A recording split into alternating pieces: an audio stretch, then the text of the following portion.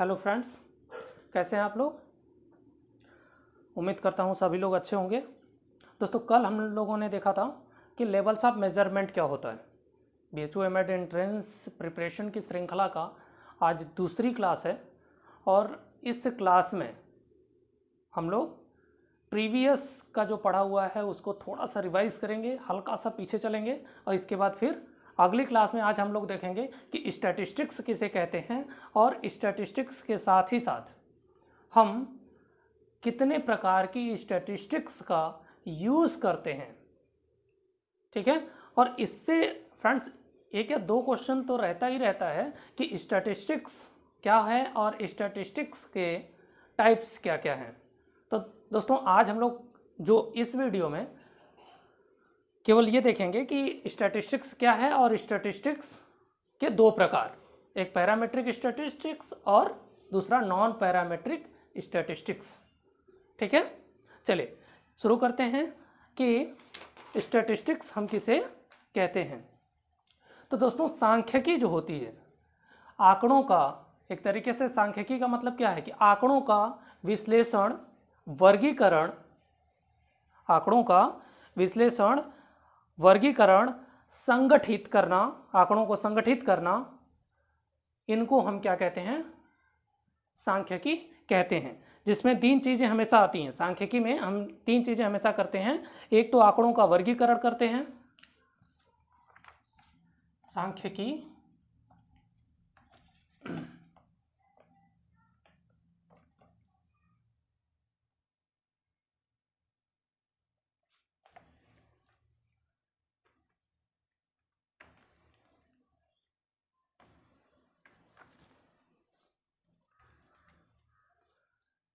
Statistics जो होती है आपकी क्या होती है, स्टैटिस्टिक्स में तीन चीजें होती हैं जो मिल करके सांख्यिकी का निर्माण करते हैं। पहली चीज क्या होती है, पहली चीज होती है आंकड़ों का वर्गीकरण, आंकड़ों का वर्गीकरण। ठीक है, दूसरा होता है आंकड़ों का संगठन। ठीक है, तीसरा होता है आपका विश्लेषण, आंकड़ों का विश्लेषण। एक एक चीज को जल्दी जल्दी देख लेंगे। देखिए, सांख्यिकी के लिए डेफिनेशन आता है। ठीक है, जब भी आपके सामने डेफिनेशन आए, चाहे वो किसी की भी डेफिनेशन, उसमें आपका कोई राइटर का नाम नहीं पूछा जाता है। BHU एमएड एंट्रेंस में राइटर का नाम नहीं पूछा जाता है, वो पूछा जाता है कि सांख्यिकी है। ठीक है, तो सांख्यिकी में अगर ये तीन बातें जिस परिभाषा में इंक्लूड होंगी, इसका मतलब वो परिभाषा सही होगी, परफेक्ट होगी। वर्गीकरण का मतलब हो गया कि आंकड़ों का क्या करते हैं हम, छोटे छोटे खंडों में विभाजित करते हैं, एक वर्ग में, अलग अलग वर्गों में विभाजित करते हैं। संगठन का मतलब हो गया कि हम आंकड़ों का, जो छोटे छोटे बिखरे हुए आंकड़े होते हैं, जो बिखरे हुए आंकड़े होते हैं, उनको हम क्या करते हैं, एक जगह संगठित करते हैं, संयोजित करते हैं और इकट्ठा करते हैं, उसको हम संगठन कहते हैं।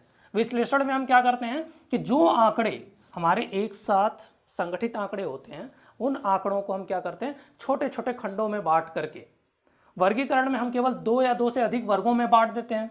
जो आंकड़े हमारे पास, जैसे 1, 2, 3, 10, 20, 500, 1000, 50,000,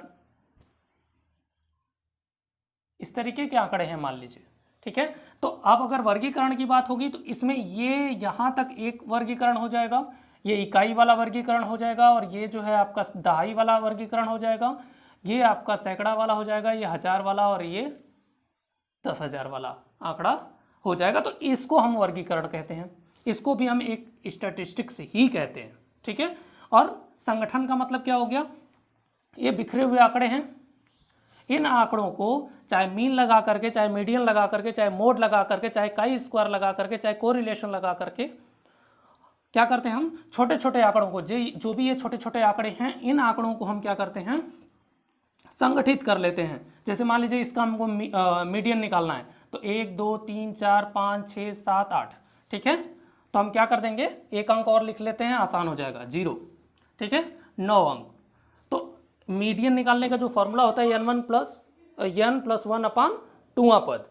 ठीक है, तो इसका मतलब क्या हो गया, 9 प्लस 2 4 6 8 1 9, 9 प्लस 1/2 बराबर 10/2, यानी 5वां पद। एक हम इधर से देख लेंगे, 5वां पद, 1 2 3 4 और 5 10, क्या हो गया, ये आपका मीडियन निकल जाएगा।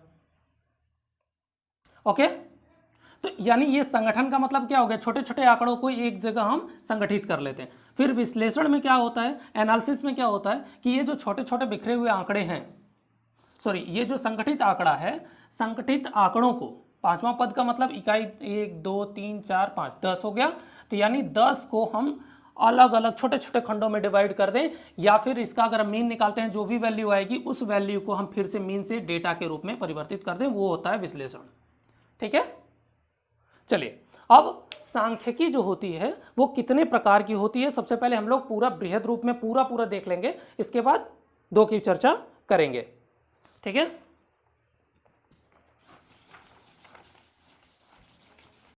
आगे देखते हैं टाइप्स ऑफ स्टैटिस्टिक्स।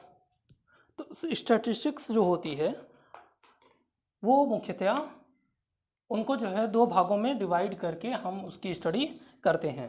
ठीक है, पहली जो होती है आपकी, पहले लिख देते हैं सांख्यिकी के प्रकार। सांख्यिकी के प्रकार, ठीक है, सांख्यिकी जो होती है वो 2 प्रकार की होती है।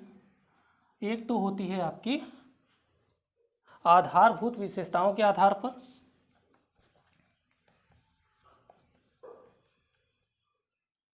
भूत विशेषताओं के आधार पर। दूसरी होती है आपकी व्यवहारिक विशेषताओं के आधार पर।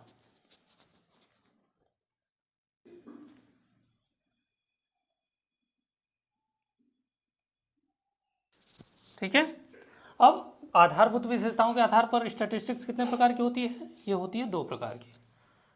पैरामीट्रिक स्टैटिस्टिक्स यानी प्राचलिक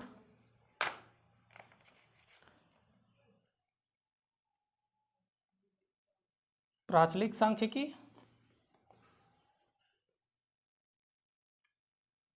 दूसरा अप्राचलिक या नॉन पैरामीट्रिक।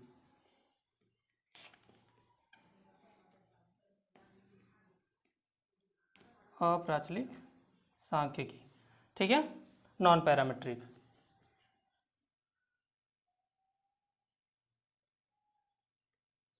ओके, इन दोनों को देख लेते हैं। इसके बाद व्यवहारिक विशेषताओं के आधार पर 3 प्रकार की होती है। पहला आपका होता है डिस्क्रिप्टिव,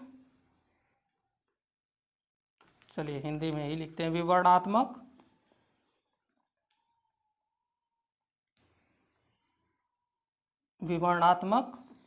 सांख्यिकी। दूसरा अनुमानात्मक, इन्फ्रेंशियल।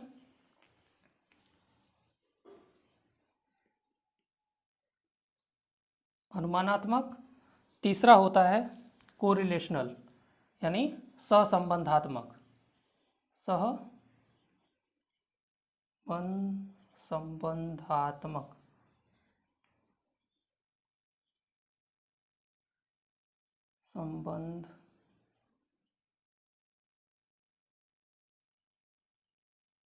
संबंधात्मक, कोरिलेशनल।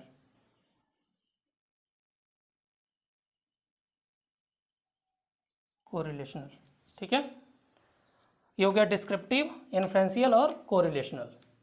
ये होती है व्यवहारिक विशेषताओं के आधार पर। तो दोस्तों अब देखते हैं आगे आपका, एक मिनट,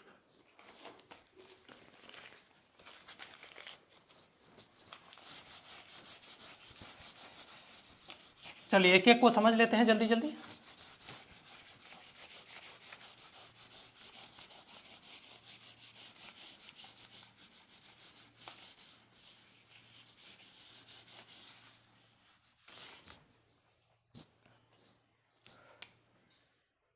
पहला हमने बताया था आपको आधारभूत संरचनाओं के आधार पर, पहला क्या है,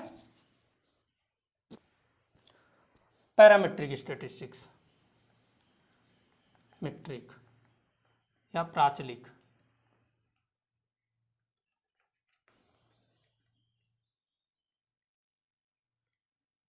प्राचलिक सांख्यिकी। ओके दोस्तों, पैरामीट्रिक जो प्राचलिक सांख्यिकी होती है उसका मतलब मात्र इतना होता है, आपको एक लाइन में मैं समझा दूंगा, इसमें बहुत ज़्यादा समझने की जरूरत नहीं है। पैरामीट्रिक स्टैटिस्टिक्स वो स्टैटिस्टिक्स होती है जिसमें प्रत्येक वेरिएबल के चुने जाने की संभावना बराबर होती है। कहने का मतलब यह है कि आंकड़ा अगर दिया गया है, जैसे मान लीजिए कि कॉलेज का किसी क्लास के विद्यार्थियों का, मान लीजिए कि हम किसी कॉलेज में गए और कॉलेज में जाकर के ग्रेजुएशन फर्स्ट ईयर के विद्यार्थियों का सिलेक्शन करना है, तो वहाँ पर हम कौन सी स्टैटिस्टिक्स लगाएंगे? अगर हम पैरामीट्रिक स्टैटिस्टिक्स लगाएंगे, मान लीजिए कि हमने डेटा वहाँ से सेलेक्ट किया और रैंडमली हमने सेलेक्ट किया, रैंडमली हमने डेटा वहाँ से सिलेक्ट कर लिया, और रैंडमली डेटा सेलेक्ट करने के बाद हमारा जो होमोजेनिटी देख लिया हमने, समजातीयता देख लिया कि लड़का और लड़की का, अगर लड़का ले रहे हैं तो लड़का लड़का लड़का ले लिया, लड़की ले रहे हैं तो लड़की लड़की लड़की ले लिया, अगर दो ग्रुप बना रहे हैं तो लड़कों की संख्या और लड़कियों की संख्या बराबर बराबर रख लिया। तो एनपीसी पर अगर हमारा डेटा है, ठीक है, या फिर हमारा डेटा जो है होमोजीनियस है और हमने रैंडम सैम्पलिंग का यूज़ किया है, तो वहाँ पर जो स्टैटिस्टिक्स यूज़ होगी, वहाँ पे कौन सी स्टैटिस्टिक्स यूज़ होगी? वहाँ पे होगी आपकी पैरामीट्रिक स्टैटिस्टिक्स। अब क्लास में हमें, अगर हम गए क्लास, ग्रेजुएशन फर्स्ट ईयर की क्लास में गए और वहाँ पर जा कर के हमको लड़कों और लड़कियों को 50 लड़कों की और 50 लड़कियों की आवश्यकता थी अपने रिसर्च के लिए, तो हम गए वहाँ पर रैंडमली जो है, जो भी दिखा हमको, तुम आ जाओ तुम आ जाओ तुम आ जाओ तुम आ जाओ करके हमने 50 का सिलेक्शन कर लिया, 50 लड़कों को ले लिया, 50 लड़कियों को ले लिया। तो वहाँ पर जब 50-50 ले लिया हमने, तो बराबर बराबर रैंडमली हमने सेलेक्ट किया है, डेटा भी हमारा क्या है, होमोजीनियस हो गया। इसके बाद हमारा जो है डेटा, जब भी हम देखेंगे उसमें अगर 50 लड़के हैं 50 लड़कियां हैं और एक ही क्लास में पढ़ रहे हैं, तो उनका लगभग जो भी इंटेलेक्चुअल लेवल होगा, पर्सनैलिटी होगी, वो लगभग बराबर होगी। या हम आईक्यू लेवल देखेंगे तो वो बराबर होगा, इसलिए एनपीसी पर वो बहुत ज़्यादा वेरी नहीं करेंगे, वो एनपीसी पर उनसे प्राप्त होने वाला जो डेटा होगा वो एनपीसी पर ही आएगा, ठीक है। और जब हम पैरामीट्रिक स्टैटिस्टिक्स का प्रयोग करते हैं, तो वहाँ पर ये 3 गुण तो अनिवार्य रूप से पाए ही जाते हैं, और इस स्टैटिस्टिक्स का यूज़ हम तब करते हैं जब हमारे पास तीनों गुण विद्यमान होते हैं। ओके, और इसमें जो इम्पोर्टेंट पॉइंट है वो यही तीनों है कि पैरामेट्रिक स्टैटिस्टिक्स का या प्राचलिक सांख्यिकी का प्रयोग हम कब करते हैं? प्राचलिक सांख्यिकी का प्रयोग हम तब करेंगे जब हमारा डेटा एनपीसी पर होगा, हमारा डेटा होमोजीनियस होगा, हमारा डेटा रैंडमली सिलेक्टेड होगा, तब हम पैरामेट्रिक स्टैटिस्टिक्स का प्रयोग करेंगे, अदरवाइज हम पैरामेट्रिक स्टैटिस्टिक्स का प्रयोग नहीं कर सकते।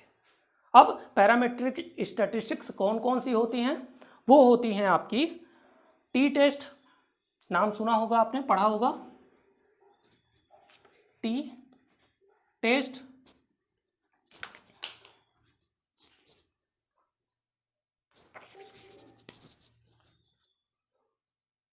टी टेस्ट, CR टेस्ट, जिनको हम क्रांतिक अनुपात कहते हैं इसको, ठीक है। T test, CR test, analysis of variation, यानी एनालिसिस ऑफ वेरिएशन को हिंदी में कहते हैं प्रसरण का विश्लेषण, एनालिसिस ऑफ वेरिएशन। तो दोस्तों क्वेश्चन आता है कि टी टेस्ट दे दिया, मान लीजिए टी टेस्ट बहुत ही पॉपुलर है और BHU एमएड एंट्रेंस में तो पूछा ही जाता है, या तो इसका फॉर्मूला पूछ लेगा या कुछ ना कुछ जरूर पूछ लेता है। तो टी टेस्ट किस प्रकार की स्टैटिस्टिक्स है, तो किस प्रकार की होगी, पैरामेट्रिक स्टैटिस्टिक्स है। एनालिसिस ऑफ वेरिएशन या प्रसरण विश्लेषण, एनोवा इसको कहते हैं, एनोवा प्रसरण विश्लेषण, या इसको एनोवा भी कहते हैं, ANOVA, अनोवा, ठीक है, अनोवा। तो अगर पूछ दिया कि अनोवा किस प्रकार की स्टैटिस्टिक्स है, तो अनोवा किस प्रकार की स्टैटिस्टिक होगी, पैरामेट्रिक होगी, ठीक है।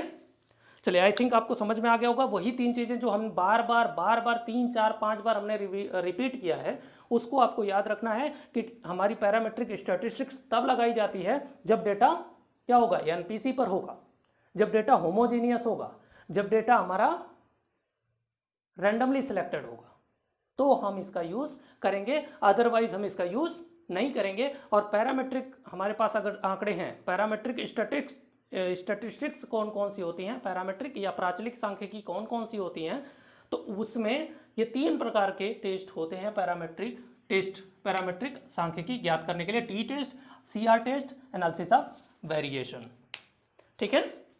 अब देखते हैं नॉन पैरामेट्रिक टेस्ट।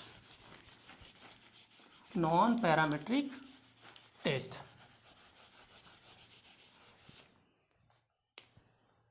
दूसरा है नॉन पैरामेट्रिक टेस्ट।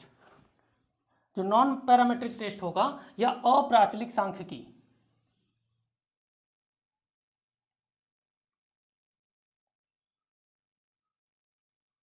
अप्राचलिक सांख्यिकी वह सांख्यिकी होती है जिसमें पैरामेट्रिक स्टैटिस्टिक्स के गुण नहीं पाए जाते, यानी यह जस्ट अपोजिट होता है। इसमें डेटा क्या होगा, डेटा हमारा एनपीसी पर नहीं होगा, डेटा हमारा होमोजीनियस नहीं होगा, डेटा हमारा रैंडमली सिलेक्टेड नहीं होगा।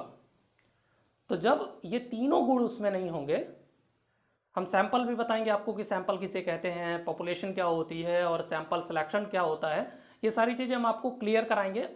केवल एक वीडियो में आपको सारी चीज़ें समझ में आ जाएगी। तो आप कुछ चीज़ें अगर समझ में नहीं आ रहा हो तो बहुत ज़्यादा परेशान नहीं होना है, आगे धीरे धीरे आपको उससे आप कनेक्टेड हो जाएंगे, आपको चीज़ें समझ में आने लगेंगी, ठीक है।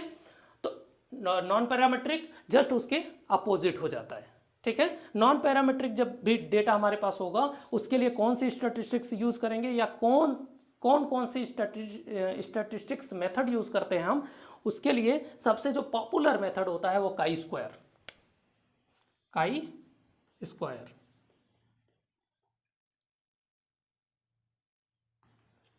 काई वर्ग, काई वर्ग ये कई बार आया है क्वेश्चन, काई वर्ग स्टैटिस्टिक्स है, काई वर्ग किस प्रकार की सांख्यिकी है, तो वह किस प्रकार की होगी, अप्राचलिक सांख्यिकी होती है, ठीक है। इसके बाद median test,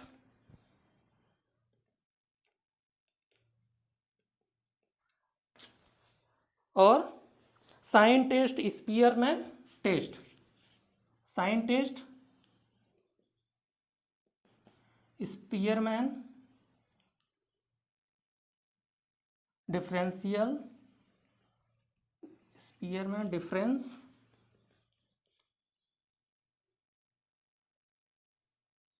Spearman difference correlation,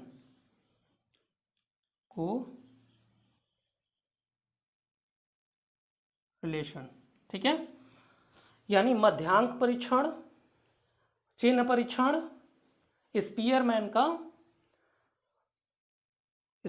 का क्रम अंतर विधि, ये जो है आपका नॉन पैरामेट्रिक स्टैटिस्टिक्स होते हैं। आपको यही इतनी ही चीज़ें रटनी है, इसमें जो है आपको कुछ समझने की जरूरत नहीं है, इसमें आपको रटना है। और नॉन पैरामेट्रिक स्टैटिस्टिक्स किसे कहते हैं, पैरामेट्रिक स्टैटिस्टिक्स किसे कहते हैं, ये समझना है। इसी को हम जो है डिस्ट्रीब्यूशन फ्री स्टैटिस्टिक्स भी कहते हैं। ये क्वेश्चन आया हुआ है, डिस्ट्रीब्यूशन फ्री स्टैटिस्टिक्स है,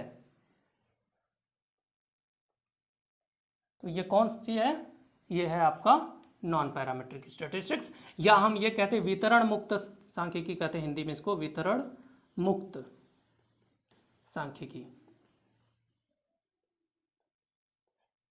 ठीक है। नॉन पैरामेट्रिक टेस्ट को हम वितरण मुक्त सांख्यिकी कहते हैं।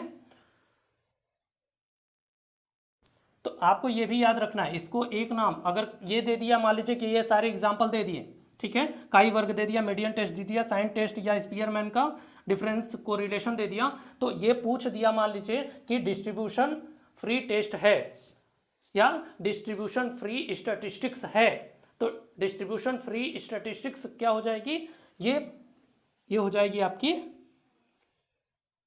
काई वर्ग, ये मीडियन टेस्ट वगैरह, ये चीज़ें, ठीक है, क्योंकि इसी का नाम डिस्ट्रीब्यूशन फ्री स्टैटिस्टिक्स भी है, ठीक है।